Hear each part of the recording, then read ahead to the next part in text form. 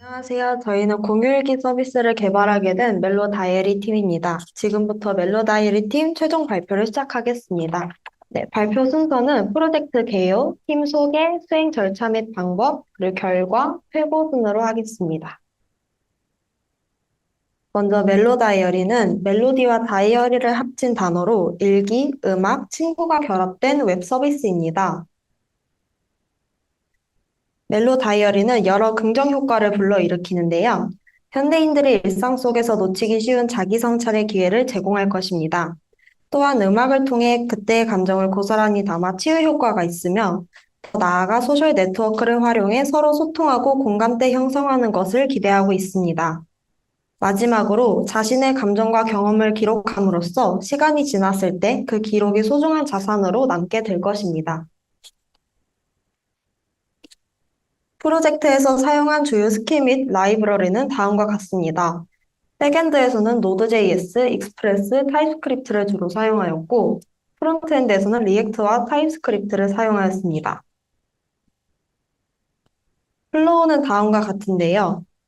먼저 로그인을 하면 크게 홈, 익스플로어, 메이트, 마이 페이지, 일기 작성 페이지로 나눌 수 있습니다. 자세한 기능은 뒤에서 설명드리겠습니다.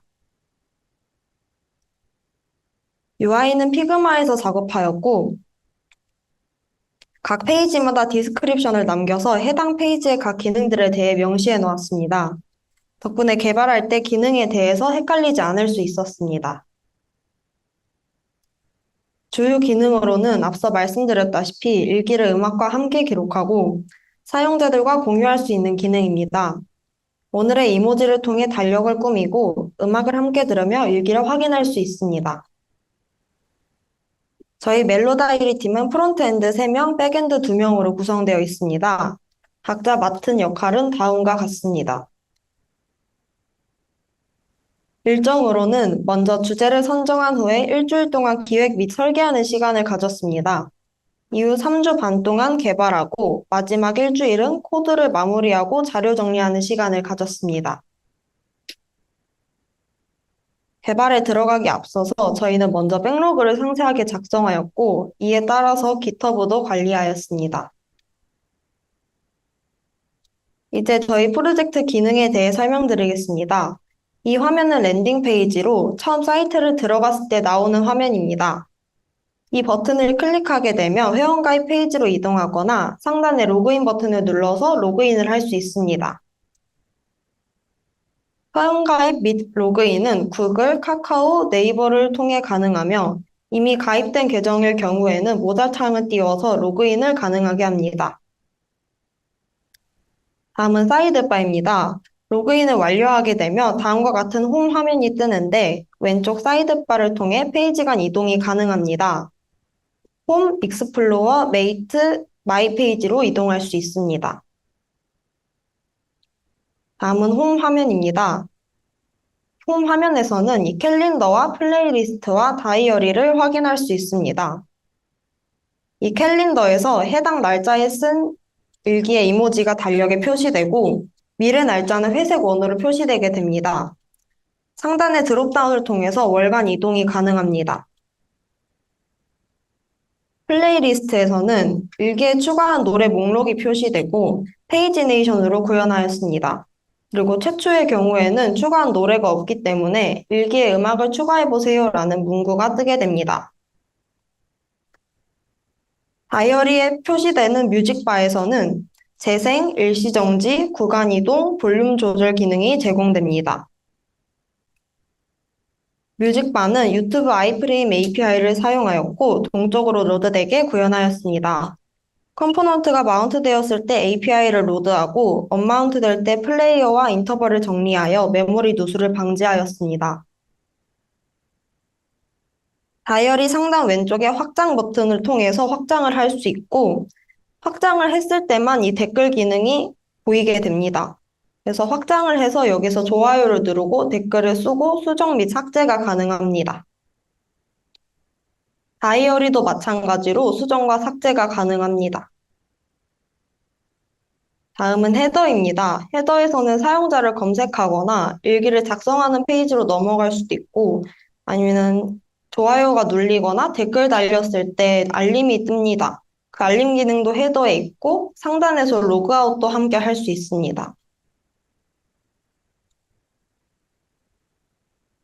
검색은 닉네임이나 이메일로 검색이 가능하며 검색을 하고 들어갔을 때는 해당 사용자의 홈으로 이동하게 됩니다. 그리고 그 해당 친구의 홈에 들어갔을 때는 친구 신청 버튼이 뜨게 되는데 친구 요청을 하면은 친구 요청 상태로 바뀌게 되고 친구가 되면은 이런 식으로 친구라고 뜨게 됩니다. 만약에 상대가 거절을 했을 시에는 다시 친구 신청 버튼으로 보이게 됩니다. 일기 작성 페이지에서는 오늘의 이모지, 그리고 배경 색상을 변경할 수 있고, 오늘의 기분과 음악 정보, 그리고 일기를 작성하는 내용 부분이 있습니다. 유즈 스테이트 훅을 사용해서 제목, 내용, 음악 정보, 공개 범위 등 일기 관련 데이터들을 관리하였습니다. 날씨 부분에서는 백엔드에서 위도 경도를 통해 날씨를 출력하는 API를 만들어 주셨어요. 그래서 프론트에서 use geolocation 커스텀 훅을 만들어서 위도 경도를 받았고 그거를 이용해서 위치 기반 액세스를 허용하면 날씨를 얻어올 수 있게 구현하였습니다. 만약에 사용자가 위치 액세스를 거부했거나 위치를 가져오지 못할 경우에는 기본으로 서울 날씨가 출력될 수 있게 구현하였습니다. 그리고 텍스트 에디터는 리액트 퀼 라이브러리를 이용하였고, 이 컨텐츠를 에디터의 값으로 설정하였습니다. 그리고 온체인지 이벤트 핸들러를 통해 부모 컴포넌트한테 전달해서 동적으로 잘 작동할 수 있게 구현하였습니다. 그리고 포맷과 모듈이 되게 많았는데 저희가 필요한 최소한의 포맷과 모듈로만 구성하였습니다. 그리고 일기 미리 보기 컴포넌트도 따로 구현하였는데요. 이거는 일기를 작성하고 나서 이 작성 페이지와 등록했을 때 UI가 달라서 등록 시 어떻게 보이는지 미리 보기 컴포넌트를 구현하였습니다. 일기가 등록되기 전에 어떻게 보이는지 확인이 되고, 그리고 그 작성할 때 상태 값들을 그대로 프롭스로 받아서 그 미리 보기 컴포넌트에 출력되게 구현하였습니다. 익스플로어 페이지는 멜로 다이어리 사용자들이 전체 공개로 올린 일기들을 확인할 수 있는 페이지입니다. 카드 형식으로 되어 있으며 일기를 클릭하기 전에는 좋아요 및 사진 확인이 가능하고 사진이 여러 장일 경우에는 스와이프 기능을 이용할 수 있습니다. 그리고 일기 내용은 요약돼서 보이게 되고 클릭해서 들어갈 경우에는 일기 내용이 전체가 다 보이게 됩니다. 메이트 페이지는 사용자의 친구 목록을 관리하고 친구 공개로 올린 일기들을 확인할 수 있는 페이지입니다.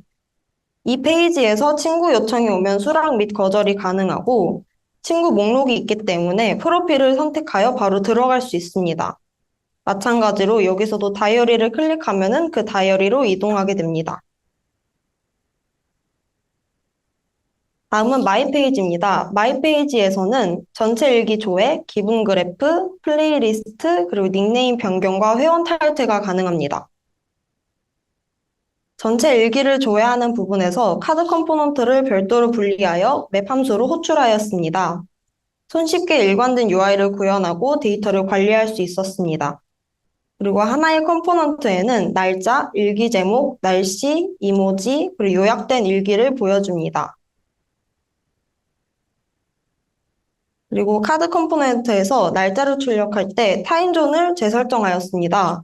같은 날이어도 시간대에 따라서 날짜가 하루씩 밀리는 그런 일기들이 있었어요. 그래서 그 오류를 해결하고자 백엔드에서 생성된 시간을 가져올 때 아예 시간을 잘라서 스플릿하여 해결하였습니다. 그리고 무한 스크롤을 구현했는데요. 페이지와 리밋을 이용해서 구현하였습니다. 만약에 페이지에 데이터가 없을 경우에는 그 페이지 호출을 중단했고요. 유즈 이펙트를 통해서 페이지가 변경될 때마다 데이터를 요청하였습니다. 일정 높이가 지나면 다음 페이지로 간주하고 데이터를 추가로 요청하는 로직으로 구현하였습니다. 예를 들면 일기가 19개인데 리밋이 9일 경우에는 3페이지까지 데이터가 있고 4페이지에는 없기 때문에 그 4페이지에서 요청을 끝내는 것처럼 구현하였습니다. 그리고 기분 그래프도 구현을 했는데요. 이거는 그 기분 값에 따라서 그 해당 날짜에 보이게끔 구현을 하였고, 어펙스 차트 라이브러리를 사용했습니다. 그리고 기분 변화를 시각화하기 위해서 라인 차트를 이용했습니다. 그리고 플레이리스트는 마이 페이지에도 존재하는데요. 그 홈과 약간 다른 점이 뭐냐면 마이 페이지에 있는 플레이리스트에서는 보러 가기 기능이 있습니다. 그래서 그 해당 노래가 사용된 일기를 들어갈 수 있습니다. 그리고 마이 페이지에서 프로필과 배경사진 변경이 가능한데요. 여기서는 이 프로필과 배경사진이 업데이트될 때 S3의 이미지를 저장하는 방식으로 구현하였습니다. 그리고 마이 페이지 환경 설정에는 닉네임 변경과 회원 탈퇴가 가능한데요. 변경하기 전에는 중복 확인이 필수입니다. 만약 중복 확인을 누르지 않고 변경하기를 누르게 되면 중복 확인을 먼저 하라고 알림창이 뜨게 됩니다. 그리고 회원 탈퇴 클릭 시에는 바로 되지는 않고 한번 정말 탈퇴하시겠습니까? 이런 알림창이 뜨게 됩니다. 그리고 변경할 닉네임이 입력되거나 그 인풋란이 바뀌는 순간에 그냥 중복 확인 여부가 다 펄스로 초기화가 됩니다. 중복 확인 버튼을 눌렀을 때 true로 바뀌게 되는데 이때 true로 바뀌게 된다고 해서 만약에 중복이 이미 사용 중인 닉네임입니다. 이런 식으로 뜨면은 변경하기가 당연히 안 됩니다. 사용 가능한 닉네임이어야만 변경이 가능하게 됩니다. 그리고 모든 페이지에서 에러가 났을 경우에는 이런 에러 바운더리를 만들어서 이 컴포넌트가 뜨게 구현하였습니다. 네, 안녕하세요. 백엔드 파트 발표를 맡은 고상민이라고 합니다. 네, 먼저 저희 시스템 아키텍처 다이어그램부터 보시겠습니다. 클라이언트 같은 경우는 버셀 호스팅을 쓰고 있고요. 그리고 백엔드 서버 같은 경우는 저희 엔진엑스에다가 SSL 인증서 설치해서 지금 네, 그래서 클라이언트랑 서버랑 HTTPS 통신을 하고 있는 중입니다. 그리고 다이어그램 상에 나와 있진 않은데, 저희는 이제 클라이언트 도메인이랑 백엔드 도메인은 AWS 라우트 53 서비스 사용해가지고 라우팅하고 있고요. 그래서 백엔드 파트는 AWS의 EC2, RDS, S3 사용 중이고, 그리고 외부 서비스로는 JWT를 저장할 수 있는 레디스 클라우드, 그리고 날씨 정보를 받아오는 용도로 오픈 웨더 API 사용 중입니다. 그리고 RDS 인스턴스랑 EC2 인스턴스는 동일한 VPC 내에 위치하게 설정을 했고요. 그리고 RDS 인스턴스는 보안을 위해서 저희가 사용 중인 EC2 인스턴스에서만 접근이 가능하도록 그렇게 설정을 해뒀습니다. 그러면은 일단 여기 아키텍처에서 그 위쪽에 CD 파이프라인 구축한 부분 먼저 설명을 드릴게요. 위쪽에 보시면은 GitHub랑 GitHub 액션스 그리고 도커 허브가 있는 게 보이실 텐데 요거는 CD 파이프라인 구축을 위해서 만들어둔 거고요. 파이프라인을 만들게 된 이유는 저번에 프로젝트를 진행할 때는 CD 파이프라인이 없어가지고 로컬에서 일일이 도커 이미지 빌드하고 또 푸시하고 또 EC2 인스턴스 또 로그인 한 다음에 거기서 재구동하는 게 너무 번거롭고 힘들다는 생각이 좀 있어가지고 그래서 이번에는 이렇게 CD 파이프라인을 구축하게 되었습니다. 네, 작동하는 방식은요. 네, 작동하는 방식은 GitHub의 이제 데브 브랜치에 다른 브랜치의 내용이 머지가 되었을 때 GitHub 액션스가 동작을 하고요.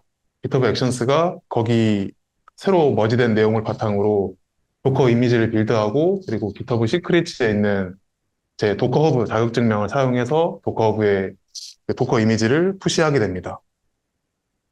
그렇게 푸시가 되면은 도커 허브에서는 이제 저기 EC2 인스턴스에 웹훅 리시버 부분이 보이실 텐데 저기 서버에다가 웹훅을 날려요. 그러면 웹훅 리시버 서버가 그 웹훅을 받아가지고 웹훅을 수신하게 되면 이제 기존에 돌아가던 노드 컨테이너를 중지를 하고 도커허브에 있는 최신 이미지로 다시 컨테이너를 재구동하는 방식으로 CD 파이프라인을 구성을 했습니다. 그리고 환경 변수가 담겨 있는 env 파일 같은 경우는 도커 이미지에 포함이 되면은 보안 이슈가 좀 있기 때문에 그래서 env 파일은 도커 이미지에 포함이 되진 않았고요. EC2 인스턴스 내부에 저장을 해서 컨테이너가 구동될 때마다 마운트해서 사용하도록 그렇게 설정을 했습니다. 네, 그 다음으로는 EC2 인스턴스 내부 구조를 설명을 드릴게요. 어, 일단 보시면은 엔진엑스 컨테이너가 리버스 프록시 서버로 하나 구동되고 있고요. 그리고 Node.js 컨테이너가 웹 어플리케이션 서버 와스로 컨테이너로 하나 구동 중입니다. 이 두 컨테이너는 같은 도커 컨테이너 상에 존재해서 서로 HTTP 통신으로 통신을 할 수 있습니다. 네, 그리고 그 클라이언트에서 백엔드로 오는 모든 요청은 리버스 프록시 서버가 받아서 와스로 전달해주는 구조로 되어 있고요. 와스는 이제 RDS나 S3, 레디스, 그리고 웨더 API와 서로 소통을 하면서 그 요청을 처리하고 응답을 반환하는 구조로 되어 있습니다. 네, 다음은 저희 ERD입니다. ERD 같은 경우는 크게 두 부분으로 구분할 수 있는데 위쪽에 유저 메이트 노티피케이션 테이블로 구성된 유저 및 알림 파트가 있고요. 아래쪽에 다이어리랑 코멘트 라이크, 웨더, 뮤직, 이미지로 구성이 되어 있는 일기 파트가 있습니다. 위쪽에 유저 및 알림 파트는 제가 API 작성을 맡았고요. 그리고 아래쪽에 일기 파트는 저희 팀원인 건우님께서 작업을 해주셨습니다. 네, 다음은 API 명세서 관리에 대한 부분입니다. 저희 팀은 API 명세서 관리를 위해서 스웨거를 사용을 했고요. 어, 전 개인적으로 기획이 완성되면은 백엔드 개발자가 제일 먼저 해야 될 일이 API 명세서 작성 및 공유라고 생각을 하기 때문에 이 부분을 최우선으로 작업을 했던 것 같습니다. 그래서 저희 팀은 API 명세서를 그 버전 관리 및 관리를 좀 용이하게 하기 위해서 양 파일로 작성을 해서 그리고 스웨거 UI를 사용해서 현재 백엔드 배포 서버에서 바로 서빙할 수 있도록 그렇게 세팅이 되어 있는 상태입니다. 슬라이드에 보시는 왼쪽 API 명세서는 처음에 작성했던 명세서인데 보시면은 전혀 레스트 하지 않은 그런 API 설계가 돼 있어서 멘토링 때 이 부분을 지적을 받았어서 그래서 오른쪽처럼 좀 더 그나마 레스트풀하게 API 수정을 했습니다. 네, 다음은 저희 백엔드 프로젝트 구조 설명드리겠습니다. 저희 백엔드 프로젝트는 서비스 레이어 아키텍처 사용했고요. 그래서 라우터, 컨트롤러, 서비스 모델 레이어로 이제 코드가 계층화되어 있는 그런 구조입니다. 비즈니스 로직 처리 같은 경우는 서비스 레이어에서 모두 전담을 하고요. 컨트롤러는 요청 처리랑 그리고 응답 반환 그 정도만 하도록 설계가 되어 있습니다. 그리고 DB 쿼리 관련된 부분은 모델에서 다 처리를 하고요.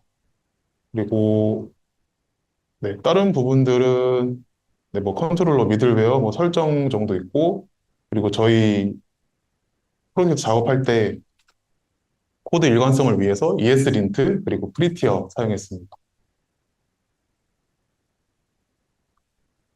네, 다음은 사용자 인증 및 상태 관리에 대해 설명드리겠습니다. 중앙에 보시면 JWT 서비스 모듈이 있는데 이 모듈에서 이제 제이슨 웹토큰 라이브러리를 사용해서 JWT 생성, 검증, 그리고 레디스 저장까지 담당을 하는 구조입니다. 회원가입이랑 로그인 했을 때 JWT 서비스 모듈이 호출이 되어가지고 사용자 이메일이랑 아이디를 페이로드로 해서 JWT를 생성해서 발급을 하고요. 그리고 레디스 클라우드에 해시키 형태로 저장을 하는 구조로 되어 있습니다. 액세스 토큰 유효 기간은 1시간, 그리고 리프레시 토큰은 7일로 설정을 해뒀고요. 레디스 클라우드에 저장되는 모든 키들은 만료 기간이 7일로 설정돼 있어서 7일 동안 사용하지 않은 키는 자동으로 삭제되도록 설정을 해놨습니다. 그리고 API들 중에 JWT 검증이 필요한 API들은 오른쪽에 어스 미들웨어 모듈을 사용해가지고 이 미들웨어가 먼저 그 요청에 JWT를 확인해서 그 그 JWT의 유효성을 검증하고 그 다음에 API로 제어를 넘겨주는 방식으로 설계를 했습니다. 네, 프로젝트 설계 관련 설명은 여기까지고 이제 프로젝트 이슈 관련해서 말씀을 드리겠습니다. 네, 먼저 이미지 업로드 이슈가 좀 있었는데요. 이 서비스는 이제 아까 보여드린 것처럼 사용자 프로필 사진, 그리고 프로필 배경 사진, 그리고 일기 첨부 사진 등을 관리를 해야 되는데, 어, 맨 처음에 생각했던 거는 이미지 바이너리 자체를 DB에 바로 저장하는 방법을 생각을 했었는데, 그 방법 같은 경우는 DB 성능 저하 이슈랑 그리고 용량 문제가 좀 있기 때문에 그 방법은 제외를 하고, 그렇다면 이제 왼쪽에 EC2 인스턴스에 바로 저장하는 방법이랑 S3 인스턴스에 저장하는 방법 둘 중에 하나를 고민을 했습니다. 왼쪽에 보시면은 EC2에 바로 저장했을 때 장단점이 나와 있는데요. 구현이 간단한 게 장점이긴 한데 잠재적으로 보안 이슈도 있고, 그리고 그 용량이 큰 이미지 바이너리가 클라이언트랑 서버 사이에서 오가야 되기 때문에 네트워크 대역폭이 좀 줄어드는 문제도 있었습니다. 또한 서버 부하가 증가할 수도 있고, 그에 따라 응답 지연 가능성이 있어서 결국 S3 버킷을 사용해서 이미지를 업로드를 하는 걸로 정했습니다. 네, S3 버킷 같은 경우는 이미지 업로드, 다운로드를 프리사인드 URL을 사용해서 보안에 좀 강하고 이미지 파일 관리에 용이하더라고요. 지금 보시는 게 프리사인드 URL 예시인데, 어, 네, 요거는 S3 버킷에 이미지 업로드할 때 사용하는 톳 프리사인드 URL이고요. 원래 제가 여기 노란색으로 표시를 해뒀었는데, 맨 윗줄에 있는 주소의 뒷부분 35 프로파일 백그라운드 이미지 부분이 이제 파일명이 되는 거고, 그 앞쪽은 이제 저희 버킷의 주소명이 됩니다. 그리고 뒤쪽에 붙어 있는 쿼리 스트링들은 이 파일에 대한 메타 데이터랑 그리고 인증 정보들이 포함되어 있습니다. 그리고 이 쿼리 스트링에는 해시화된 암호값을 서명으로 포함하고 있어서 변조가 불가능하다고 보시면 되고요. 그리고 어, 이 URL 만료 기간도 10분으로 설정해서 10분 뒤에는 이 URL을 사용할 수 없는 구조로 되어 있습니다. 네, 그래서 이 방식을 사용하면 DB에는 DB의 이미지에 대한 긴 파일명 같은 걸 저장할 필요가 없고 그냥 짧게 파일명 정도만 저장을 한 다음에 이제 클라이언트에서 그 이미지를 요청할 때는 get presigned URL로 바꿔서 보내주기만 하면 클라이언트에서 바로 다운로드해서 사용할 수 있는 그런 구조로 만들었습니다. 네, 다음은 DB 연결 과부하 이슈가 있었습니다. 저희 팀은 프리티어로 RDS 마이크로 인스턴스를 사용하는 중인데요. 보시는 것처럼 성능이 그렇게 썩 좋지는 않아가지고 좀 걱정이 됐었는데 나중에 결국 문제가 좀 생겼습니다. 팀원들끼리 각자 API 테스트를 하고 있었는데 엔진엑스에서 자꾸 504 게이트웨이 타임아웃 에러가 뜨더라고요. 그래서 노드 컨테이너 로그를 확인을 해보니까 DB 쿼리에서 계속 타임아웃 것을 확인을 했습니다. 그래서 RDS 인스턴스 상태를 확인해 보니까 동시 연결 수가 56까지 찍힌 걸 확인했고요. 그리고 CPU 사용률도 많이 올랐고 디스크 인풋 아웃풋 지표도 크게 오른 상태였습니다. 그래서 어, 비즈니스 로직상에 DB 연결을 오래 유지할 필요가 있는 부분이 없다고 판단이 돼서 RDS 인스턴스의 웨이트 타임아웃 파라미터 값을 기본 값은 8시간으로 돼 있는데 이걸 60초로 수정을 했고요. 이렇게 하면은 대기 상태인 연결이 60초 뒤에는 자동 종료하게 돼서 DB 서버 과부하를 해결할 수 있다고 생각을 했습니다. 또한 서버의 DB 설정에서 커넥션 풀을 생성할 때 최대 연결 제한을 30으로 설정했고요. 이렇게 설정을 좀 거쳐놔서 지금은 DB가 안정적으로 작동을 하는 상태입니다. 네, 다음은 일기 수정 시 첨부 사진 업데이트 관련 이슈인데요. 저희 서비스는 일기 하나당 5개의 사진을 첨부할 수 있는데 일기에 포함되어 있는 이미지는 일기 테이블이 아니라 이미지 테이블에서 따로 관리를 하다 보니까 일기 수정할 때 이미지 개수 변화에 따라서 레코드 관리를 어떻게 할지 좀 이슈가 있었어요.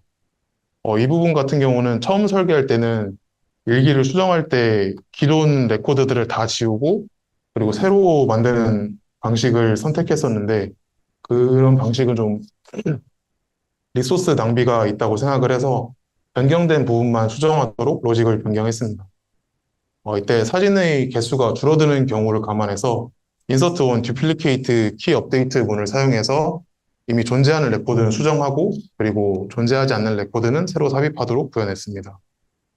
그리고 이미지 레코드가 줄어든 경우, 즉 사진 수가 만약에 수정을 했는데 줄어든 경우는 어, 남는 레코드들을 삭제하도록 추가 구현했습니다.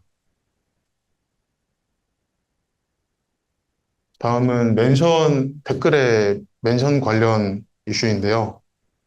기존에는 그 댓글을 처리를 할 때 커멘트 테이블에서 댓글 작성자랑 멘션된 사용자의 아이디를 외래키로 지정해서 유저 테이블을 첨부하도록 설계를 했었는데 API를 구현하다 보니까 그 멘션을 하지 않은 댓글에서 댓글을 이제 만들 때 멘션된 사용자 컬럼이 널로 설정되어 있는 에러가 발생을 하더라고요. 그래서 처음에 생각한 방법은 유저 테이블에 아이디가 0을 갖는 레코드를 생성해서 그거를 사용하는 방법을 생각했었는데 이 방법이 작동은 잘하긴 했는데 임시방편에 불과하다고 생각해서 오른쪽의 방식으로 바꿨습니다. 그래서 유저 테이블 참조를 끊고 그리고 낱널 제약 조건도 해제를 했고요. 멘션된 사용자가 있는 경우 유저 테이블을 조회해서 아이디를 삽입하는 방식으로 변경을 했습니다. 네, 다음으로 MySQL 라이브러리 사용 관련 이슈입니다. DB 쿼리 실행할 때 배열을 매개 변수로 전달하거나 왼쪽 코드처럼 콤마로 구분된 문자열을 바로 넣었을 때 라이브러리 자체적으로 SQL 인젝션 공격을 방지하기 위해서 코드가 쿼리가 정상적으로 작동하지 않는 문제가 있더라고요. 이 부분을 해결하기 위해서 우측의 코드를 수정했습니다.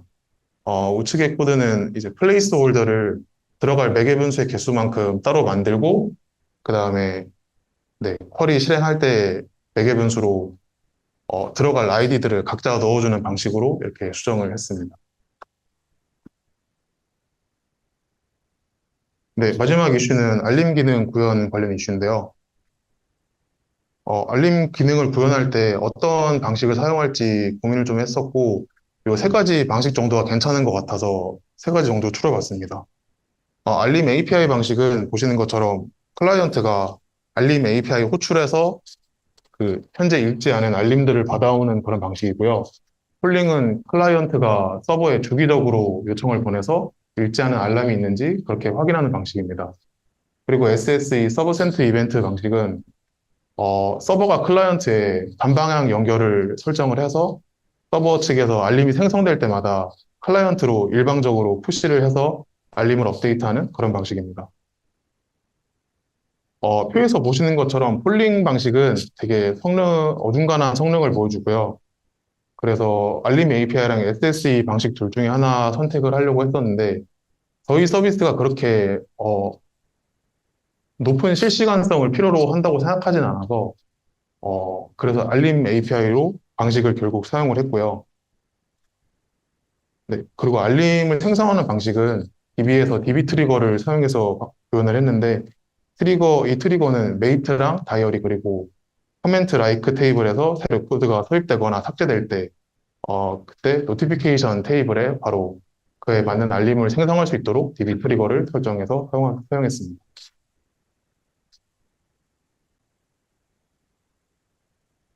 네, 다음은 프로젝트 시연 영상 보시겠습니다. 이렇게 처음 로그인하면은 닉네임 입력할 수 있고요. 이렇게 사용 설명 튜토리얼도 보여줍니다.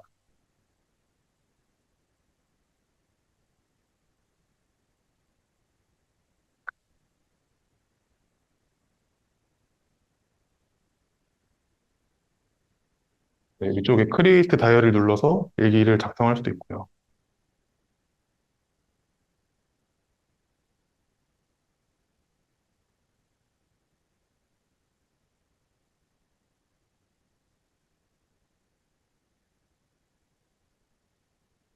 네, 이렇게 텍스트 에디터에서 텍스트 편집도 가능하고 그런 식으로 사진 첨부도 가능합니다.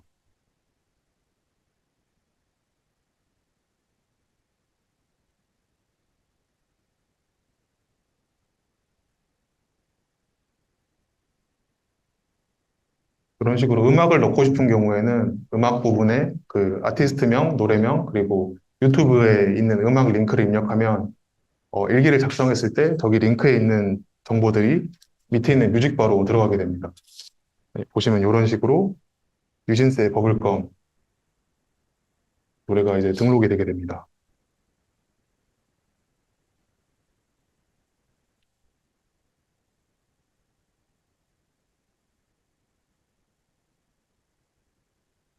네, 밑에 뮤직바는 이런 식으로 구현을 해놨습니다.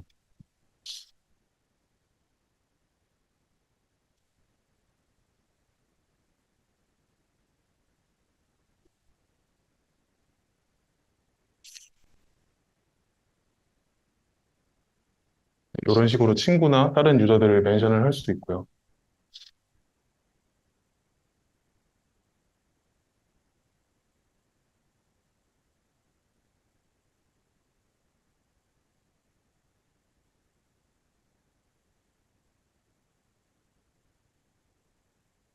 그리고 여기는 전체 피드라서 사람들이 전체 공개한 일기들을 다 모아서 볼 수 있는 그런 공간입니다.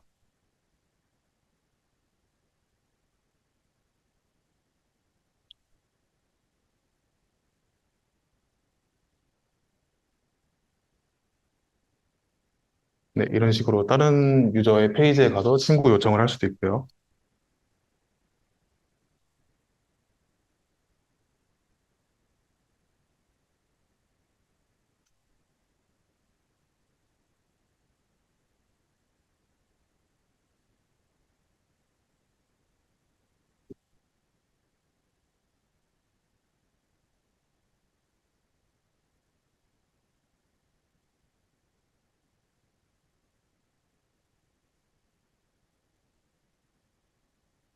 네, 여기는 친구 피드 페이지고, 일기를 작성할 때 친구 공개로 설정한 일기들을 모아서 볼 수 있습니다.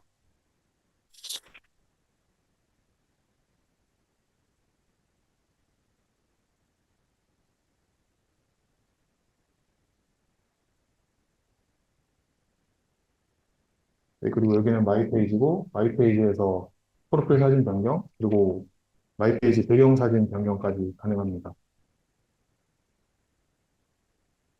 아래쪽에 있는 올 다이어리는 내가 작성한 모든 일기를 볼 수 있고요. 무드 그래프 같은 경우는 날짜랑 주차를 선택해서 그 주차에 내가 쓴 일기들에 내가 설정한 기본 그래프를 볼 수 있는 그런 방식입니다. 플레이리스트는 제가 썼던 일기에 사용한 모든 음악들을 모아서 볼 수 있고요. 이런 식으로 세팅 페이지에서 닉네임 변경도 가능하고,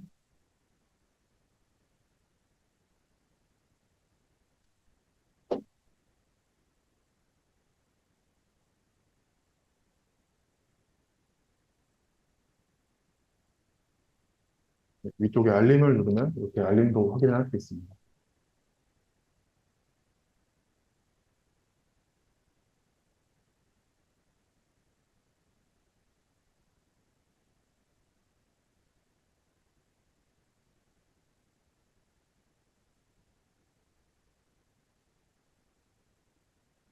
네, 그럼 저희 시연 영상은 여기까지 보도록 하겠습니다. 마지막으로 프로젝트 회고입니다. 어, 전반적으로 매일 진행했던 회고랑 코어타임 덕분에 소통 및 협업이 원활했다는 의견이 많습니다. 또 프로젝트를 진행하는 동안 업무 분담이 되게 잘 돼 있어서 모두가 많이 성장했다고 느끼시는 것 같아요. 그리고 저는 개인적으로 팀원분들이 그 PR 올려주실 때 되게 상세히 설명을 잘해주셔가지고, 제가 담당하지 않은 분야도 작업 진행도를 잘 알 수 있어가지고, 이번 프로젝트가 되게 그래서 많이 좋았던 것 같아요. 아쉬운 점으로는 테스트의 부족이 많이 꼽혔는데요. 백엔드 파트는 테스트 코드 작성을 안 해서 API 오류가 종종 있었고요. 프론트 파트에서도 충분한 테스트가 부족해서 좀 아쉬운 점이 있었습니다. 기간이 아무래도 좀 촉박해서 모바일 확장 및 코드 리팩토링이 좀 부족한 부분도 일단 아쉽고요. 그래도 이번 프로젝트를 통해서 팀원들이 전체적으로 본인이 어떤 부분이 부족한지, 어떤 기술력이 부족한지 많이 알게 돼가지고, 앞으로 그걸 바탕으로 더 많이 성장할 수 있을 거라고 저는 그렇게 생각을 합니다. 네, 저희 프로젝트 발표는 여기까지입니다. 위쪽에 있는 건 저희 사이트 주소고요. 한 번씩 방문해 주시면 감사하겠습니다. 네, 긴 발표 들어주셔서 정말 감사하고, 네, 발표 마치도록 하겠습니다. 감사합니다.